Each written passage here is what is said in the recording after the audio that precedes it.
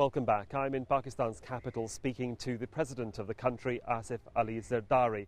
You've made a big thing of the tribal Lashkars. How important are they in the equation of bringing peace and stability to the tribal areas?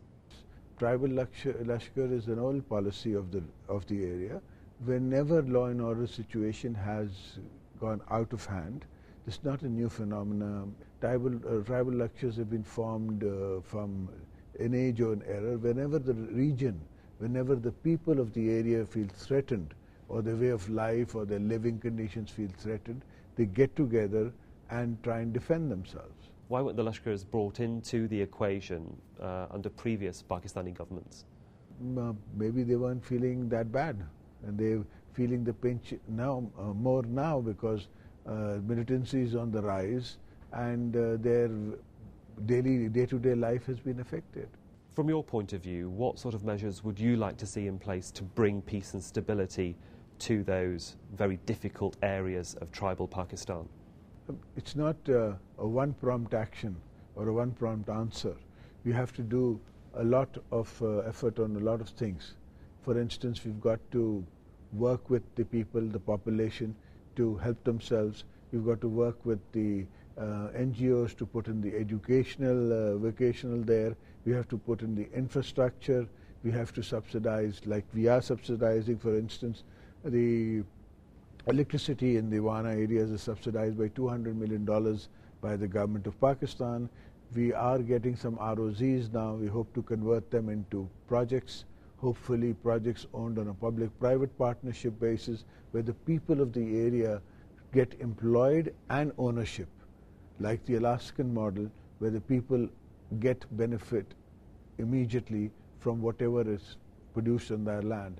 So it's a mixed basket of a lot of concepts put together, which will slowly and gradually bring normalcy to the situation. But isn't that very hard to get the public on side when you also have military offensives in the tribal areas and in some cases fighting at close quarters within residential areas? I feel that we know our people better than anybody else would know, and we have representation from Swat and we have representation from all those regions, and as political parties we are present there, and we know these individuals do try and make human shield out of the local population, but the population understands. As this offensive continues in the tribal areas, is there not a fear that Pakistan could face civil war as all the various groups disagree with central government? It's a theoretical writer's opinion. I'll give you an example of my election. I was voted by 75% of the population of Pakistan, and in fact the resolutions came unanimously from nearly all the 4 provinces, including Kashmir, which has no say in the matter as such. So that alone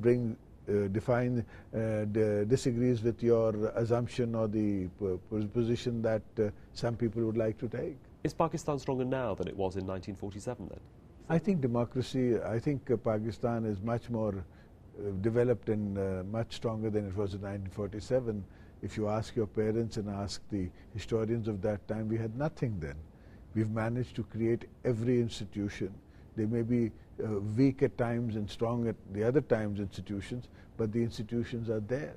Historically, Pakistan has had a very tense relationship with its neighbours, but you have a different approach. You've been holding out the olive branch to Afghanistan and opening trade routes with India. Is that the best way to bring security, peace and stability to Pakistan? Well, let me put it in a phrase that we can choose our friends, we can't choose our neighbours. And democracies have always had good relations with India and Afghanistan. Whenever it's a non-democratic state or the government, those are the governments which never had friendly relations with these countries.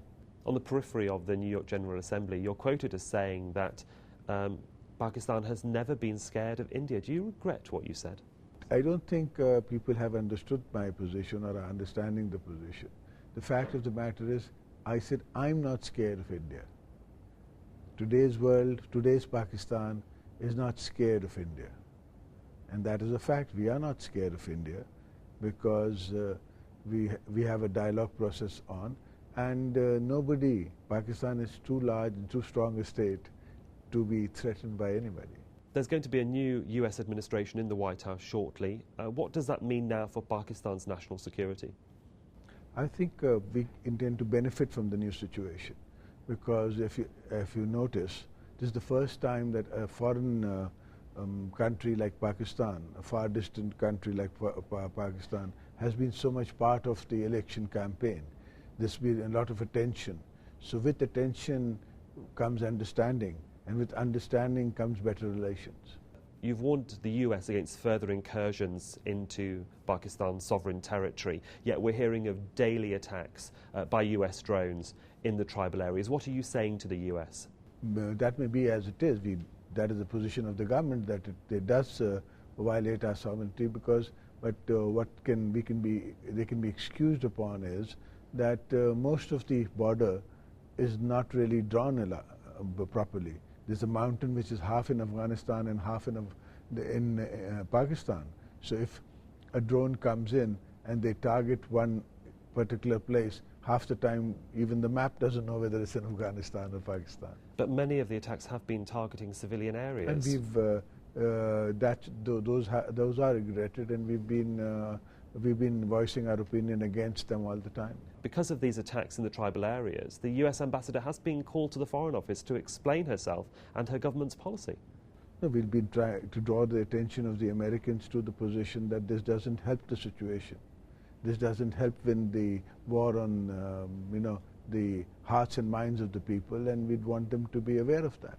Last month, a US think tank said, and I quote, "Pakistan may be the single greatest challenge for the next US president." Is that why you're allowing US counter-terrorism teams into Pakistan to train your troops? No, there's a UN resolution in Afghanistan, and if the UN resolution is challenged from any side of its borders, it needs interaction. So we interact with the Americans and we find solutions. How difficult is it to have the US as an ally and convey that to the Pakistani people who might not always agree with that policy? Pakistan People's Party has a manifesto.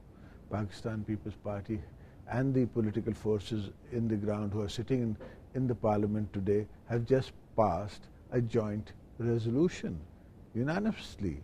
So obviously there's a disconnect with what the media says and what the parliament says. Pakistan is a democratic country. What reassurance can you give the Pakistani people that you're the right man at the helm to steer this country out of this crisis? I think the Pakistani people have already spoken through their parliaments and their representatives, and they're telling people like you that I am the man for the job. Asif Ali Zardari, President of Pakistan, thank you very much for talking to Al Jazeera.